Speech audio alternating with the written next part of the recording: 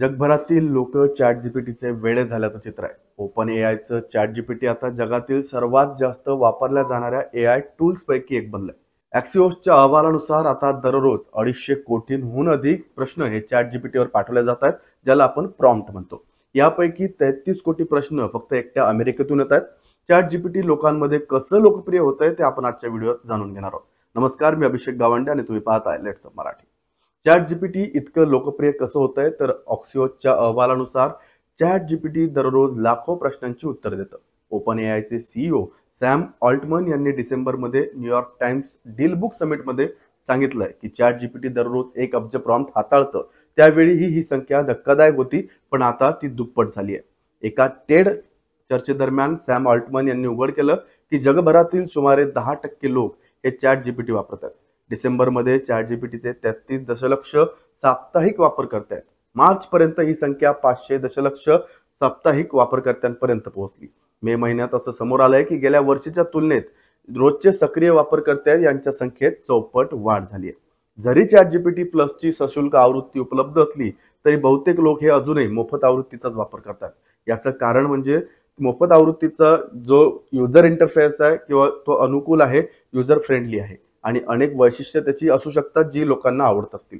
बरेच लोक अभ्यासापासून ते ऑफिसच्या कामांपर्यंत सर्व काही हे चॅट जीपीटीच्या मदतीने आता करत असल्याचं चित्र आहे.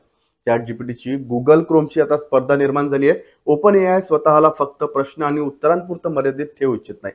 अलीकडील अहवालानुसार ओपन एआय आता एआय चलित वेब ब्राउझर आणण्याची तयारी करतोय, जो थेट गुगल क्रोमशी आता स्पर्धा करेल. याशिवाय ओपन एआयनं अलीकडेच चॅट जीपीटी एजंट नावाचं एक नवीन टूल लॉन्च केलाय, ज्याद्वारे वापरकर्त्यांच्या संगणकावर स्वतःहून कामं पूर्ण करू शकतं. हे टूल पूर्णपणे स्वायत्त आहे. याचा अर्थ वापरकर्त्याला प्रत्येक वेळी कमांड देण्याची आवश्यकता नाही.